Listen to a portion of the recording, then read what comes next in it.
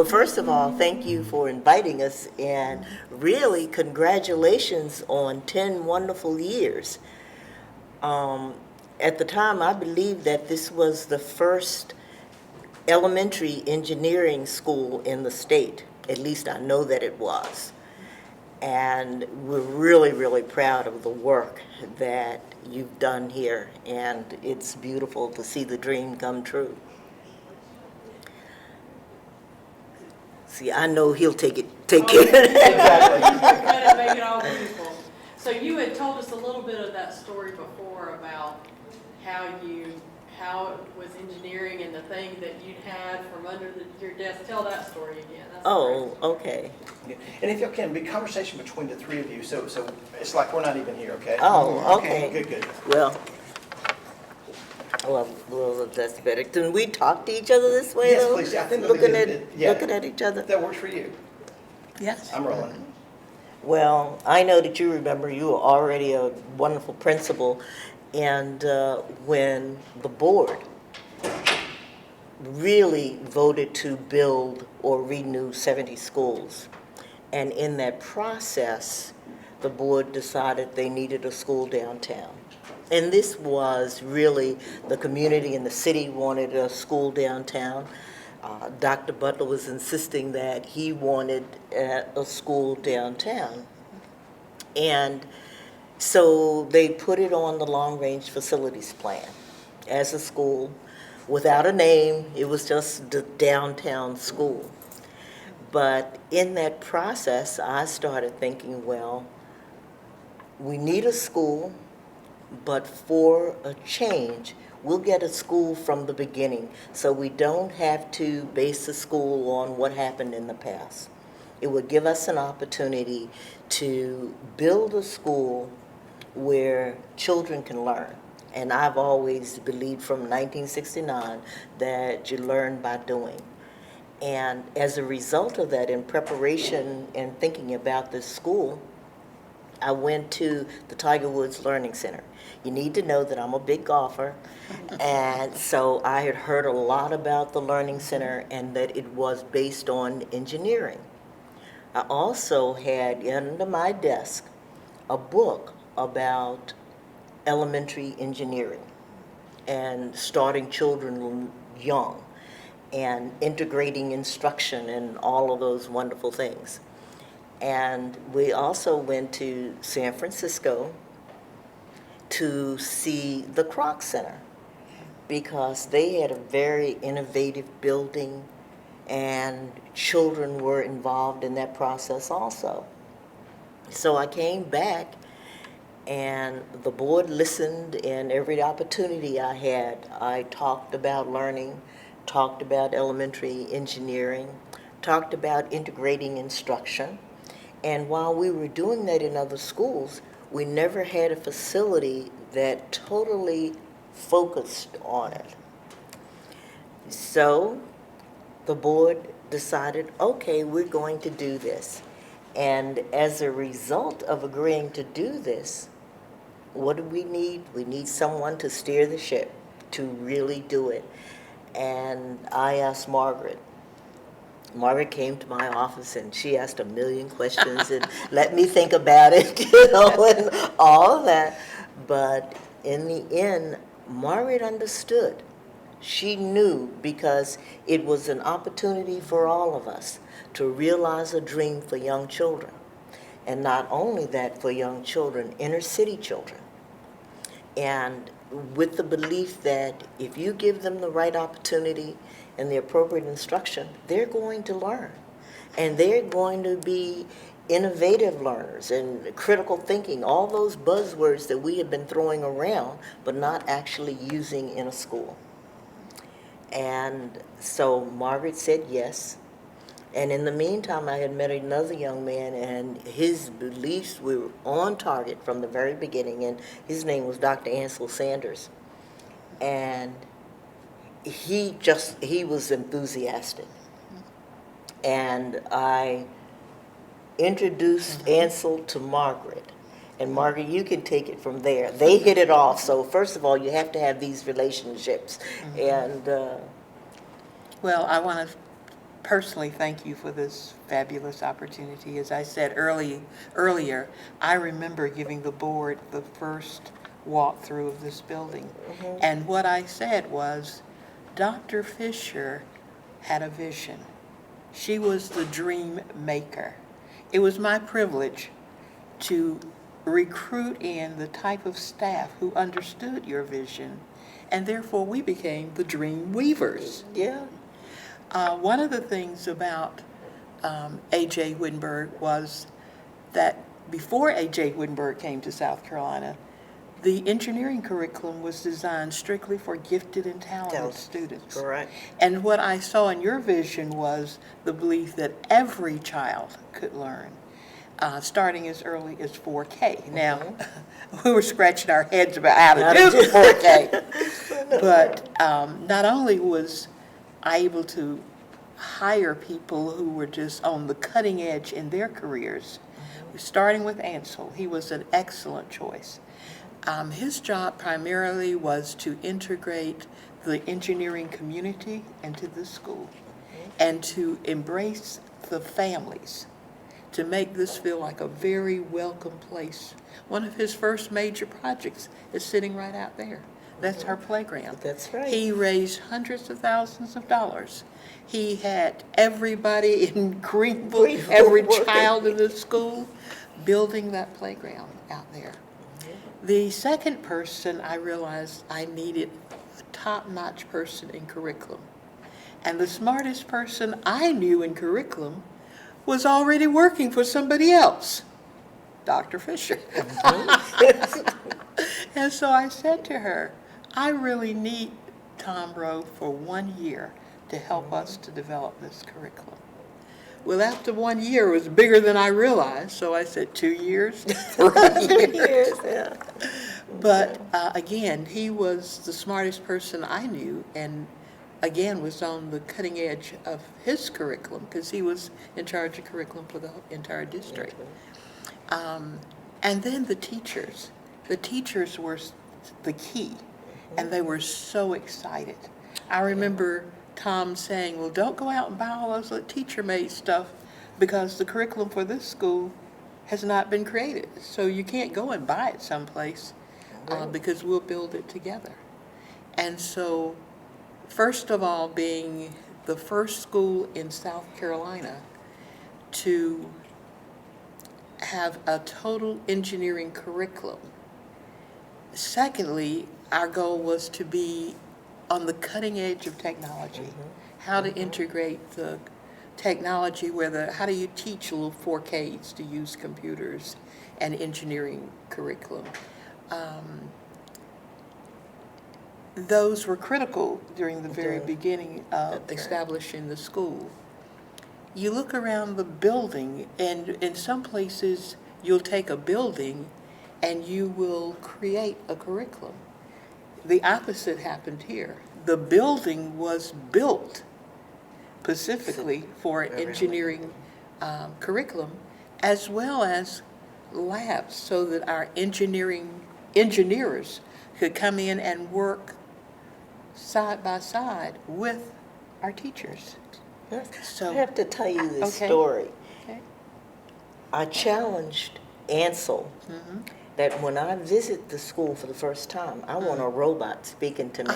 He said that. He told me that. And when I came, Margaret Early had AJ, the robot, standing over there and raising his hand when I walked in the door to say, hello, Dr. Fisher. And I guess that was a proud moment. But I want to step back a minute before you continue with the curriculum to talk about a community school and an inner city school and how we're going to infuse this and make this school around the community. And we needed a lot of help and a lot of people. And a lot of people helped us secure the land. And I can't remember his name right now, but the person in charge of the Salvation Army was on board, and I met with the higher-ups at the Salvation Army to talk about separation of church and state and how they could work with us. In the meantime, the board, and Dr. Butler was on the board, and they started talking about naming the school. So once again, because of how we were starting, the board named the school. And the name, I don't know between Leola, whether she was involved in it or not, Mrs. Robinson, but they came up with the name A J Wjittenberg. So you may want to tell us a little background about your father and how this came to be. Okay. My father, A J Wjittenberg, was a community leader, and he was known primarily for school integration here in Greenville. Me as the recipient. Okay. And but he did done so much, and as I think about technology, way back when, he was very technically minded, had his own business, and the math, numbers, all that it was just natural to him. So I was just like, this is just so appropriate for him. Right. This idea, and he believed that every child deserved the best education That's that was right. available. The idea of naming the school was first presented to me by the late Mr. Roger Owens, who was also a leader here in Greenville, and again with Dr. Butler, Dr. Grady Butler. And I thought about it, I said, I don't know, but what would he would persevere. He would go for it. So I just waited to see. And the school, I think, moved from idea of the school moved from place to place to place. Oh, to yes. place. A long time. It was, yeah. But I was just so delighted and so happy that the board did agree to honor his work here in Greenville with the naming of the school and the importance of it. It was not just, it's the first in South Carolina with elementary, with the engineering. I have to say the school board did their job. As a school board, they believed also in education, and they understood the future of this county, of this country really, in terms of dream makers and how do we make change and where does it come from. And they really voted to agree to do this. And as you said, of course, they had to do their homework. Yes. We had completed our homework, but they had to do theirs before they said yes. And as a board, they had to. That was their due diligence. So, Well, I did a little bit of homework before I came here, and one of the things I discovered was that you were the first person of color to attend a public school in Greenville County. Yes, as a Student. student. Yes. So I think that originally this was a school of choice, and so it was the community. And then other schools got a chance to come to this school. So I think it was just extremely appropriate, this transition from your father's vision even to being sitting in this school today, showing what people can do when they work together. But you started it all when he decided to put you in school. Which grade did you start in? Well, actually, the idea started in the, oh my goodness. Elementary? Elementary, Okay. it was elementary, sixth grade. But it took time through the legal system. Oh, So actually, I attended Greenville Junior High. okay, was Dr. Anderson the superintendent then? I think he may have. Because Dr. Anderson came to the approval, I think he was 101 at that particular time. But when we had AJ approved and the Salvation Army came, we had a huge event when we knew this was going to happen. But Mari, talk about, we wanted to make sure that we were giving students in the city the opportunity to attend, because already we knew everyone around the county wanted to attend A J Wjittenberg. So we made sure, and Ansel, Margaret, and everyone went door to door to make sure that we were getting the 4-year-olds and the 5-year-olds in this community, that they knew about it and that they would attend. You want to talk about that? Well, that's an interesting story, because when you invited me to take a look at the school, it was just the framework. I mean, there was no walls or anything. So I decided to drive over here. And then I decided to drive through the neighborhood. And I happened to see a group of little black kids playing on their bicycle. And I said, what do you think about the new school that's coming? What new school? I had no idea that this tremendous opportunity was coming. And so early on, we knew that we had to embrace those children. So Tom, Ansel, all of the staff, we found out where every child lived who was zoned to come to this school, whether they were coming or not. Right. We wanted them to know that this was a fabulous opportunity, so we knocked on every door, except one that had a big German Shepherd dog growling. We called them from the car, and they did come out and eventually became great supporters of the school. Right. Had to make a But- couple of visits though, because we couldn't get the numbers. Right. Yeah. And it was interesting from the parents' perspective, because they heard that this was some big technology school, and they didn't feel comfortable. They didn't think they would be able to do the technology that their children would need.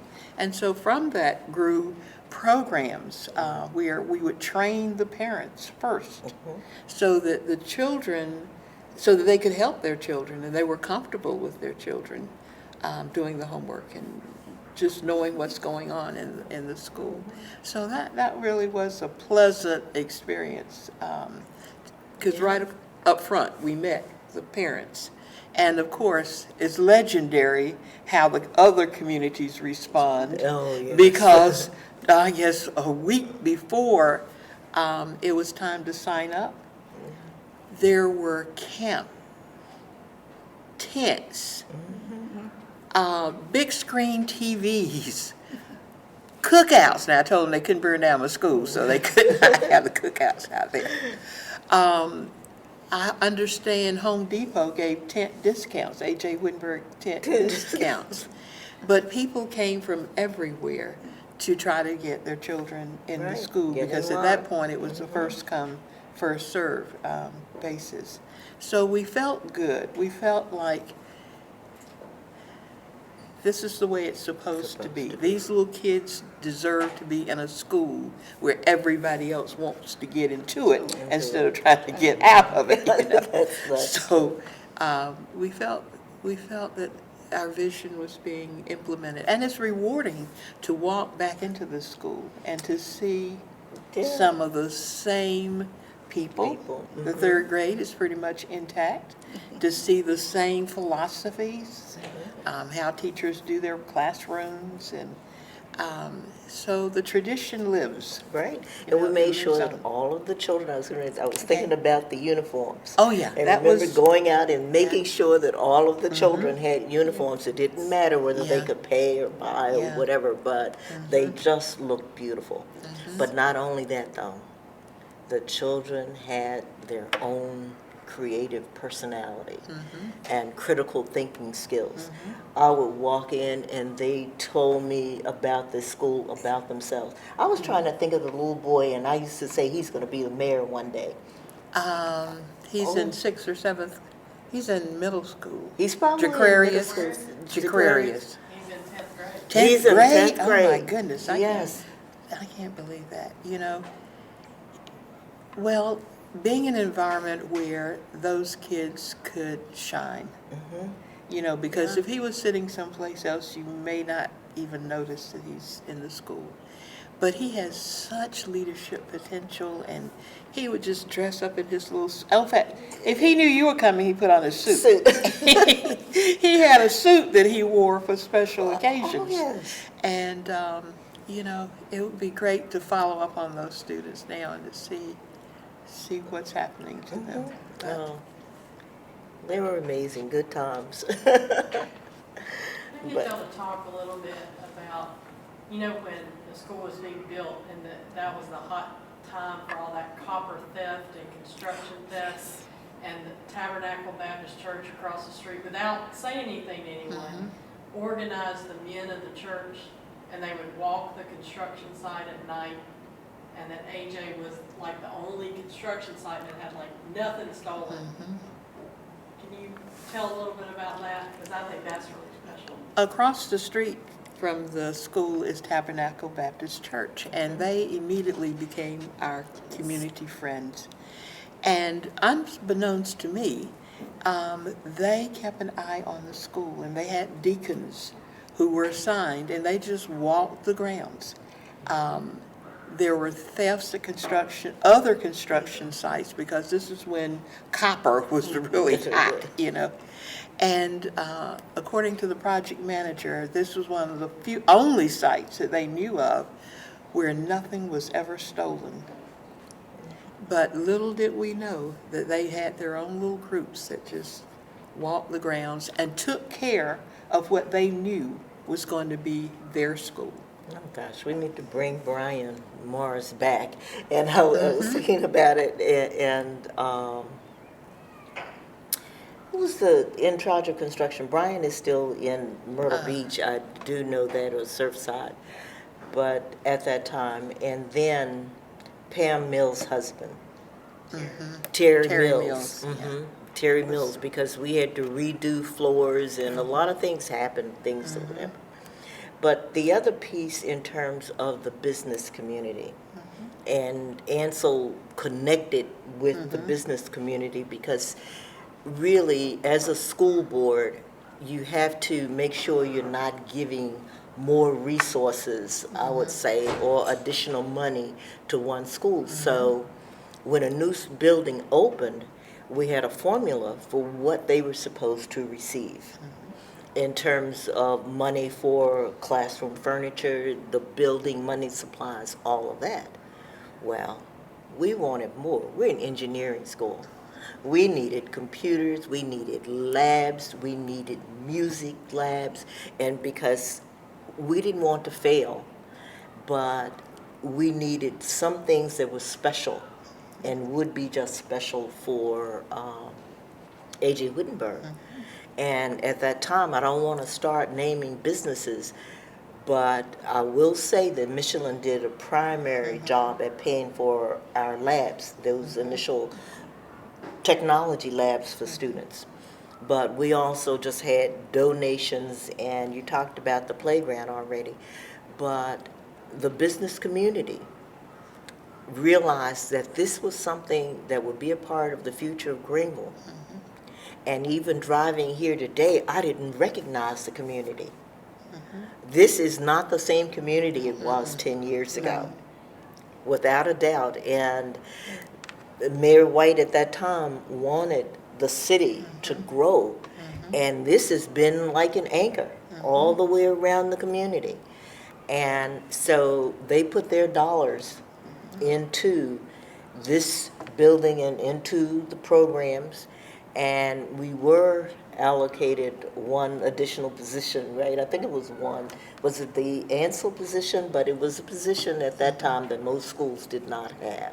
But we really needed a person to bring the dollars in and work with the community and work with the Kroc Center to make that happen, in addition to a teacher specialist. Is that what they were called? What's the name? Program curriculum person or something. The person who helps pull it all together. But, in mentioning Mayor White, I remember him saying, that we want to work with this school because there's this side of town and there's that side of town. And we want to bring Greenville together, and we see A J Wjittenberg as being the anchor. And so when I came 10 years ago, you might see houses valued at $20,000, $30,000. I mean, Across the street, $600,000. And what it proves is that when schools work, communities will find those schools, That's right, that's you right. know. And it was such an exciting opportunity it's the only school I know in the district with their own playground that Oh, was yes. built. And you know, it's not over yet until we talk about the food. We said, no way, we're going to teach our children healthy Yes, living. yes. And that includes what you eat and what you put in your mouth and how you grow it. Okay, and so we started to say, all right, well, how can we do this? And food services people got involved with us also to teach the children. I remember I had my first black bean burger. And you tried to encourage me, do you remember that? I certainly did. We were saying this, so we're going to have this, but healthy eating, living, all of this work together, because we were saying whatever will impact a child's life in the future, and we felt we were going to train them and help them. And they may not like vegetables because maybe they didn't teach them and they didn't eat the vegetables when they were young. And so that started the food. And the science person, we ended up buying this grass to start gardens and everything. We had a garden on the roof. I don't know if that's still around. But I think that garden we used primarily for the children to do calculations about energy. Okay. In terms of how much energy will it take to run the computer lab, that's the kind. But they also had an outdoor garden with the greenhouse and actually grew their own foods. And the foods that they couldn't use, they donated to the local homeless shelter. And, it was free to the community to come in and use. So, it was... we tried to tackle everything. It was We like really educating did. the total child and the That's true what it vision was. of what it is to educate and touch all of the different facets of being a We had always well-educated had child. all those words in our vocabulary. How are we going to educate the whole child? How do we want to improve the quality of life for children? How do you break the cycle?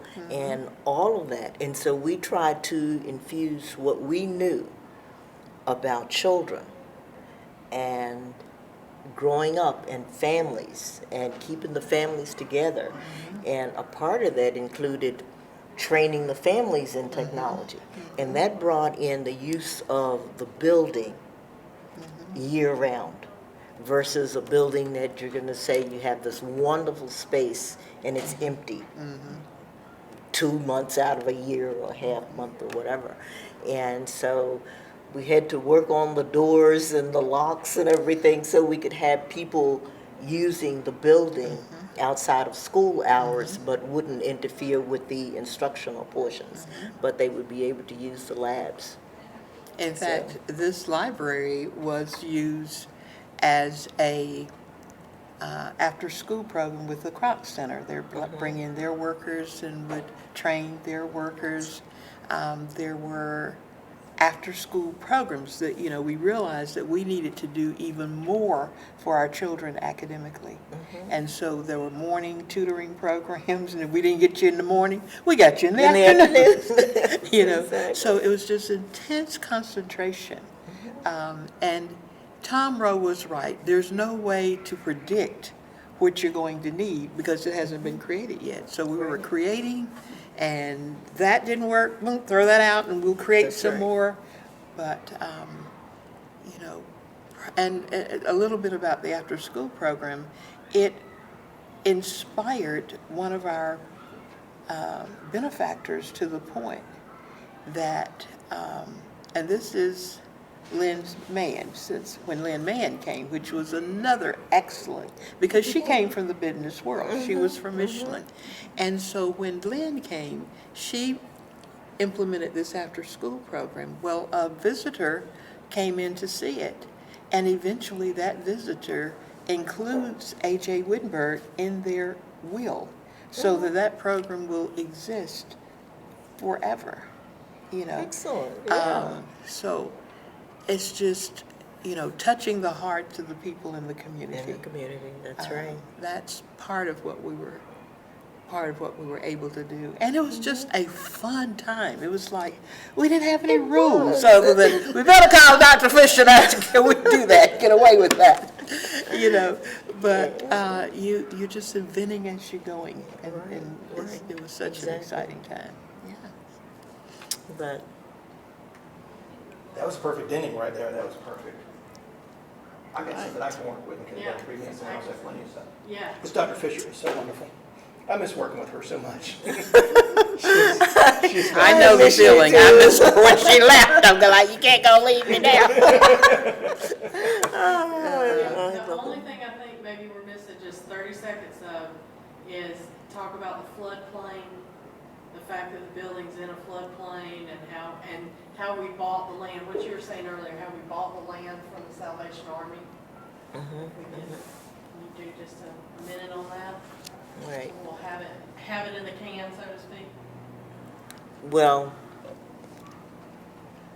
building a school and finding land, and we talk about rules.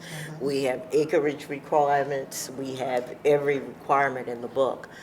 And in order to build A J Wjittenberg, we had to find land downtown. And that was a difficult job to do. But in the meantime, the Kroc Center was being built, and they raised money for the Kroc Center, and a group of business people had already purchased all of the land. And with the vision and my trip to a Kroc Center, I met with the Salvation Army leaders. And after a long time, it takes a lot. You I'm just, sorry, Dr. Fisher, that the telephone's kind of that's messing us up. mine. I don't know where it's coming from, It but is. I can hear it pretty good. I so. thought my phone was off. I'm So sorry. And not only can you hear it, I heard it, but I thought it was somewhere else. Okay, I know who it is, but, So if you can just pick it up somewhere in the conversation, I'll be able to pick it up. okay. But, anyway, in meeting with the Kroc Center, they owned the land, but they also understood the importance of education, and we talked about a community school and how they could use the facility and we could use the facility, but we also wanted our children to learn how to swim and play golf and do all of these wonderful things that as a school, we don't have enough hours in the day to do all of that. But with the swimming pool, an Olympic-sized swimming pool right next door, Tennis courts. tennis courts, and everything that you can't have, you think about. But they sold us the land for the school. They ended up, because they understood, at first we talked about building the school, but we had to go back to the rules that you have a separation of church and state.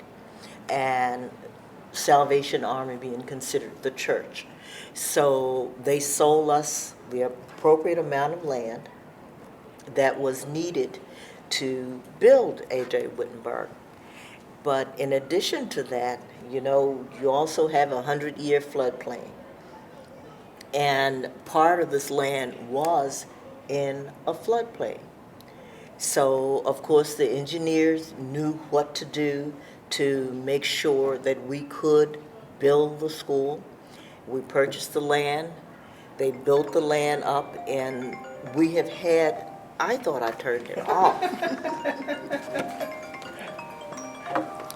The first time that we had a flood after that, she knows that I turned it off. That's my sister. She knows that I turned it off, and she's thinking, well, this is an emergency. But I know why she's calling. I'll deal with it the minute we finish up here. And,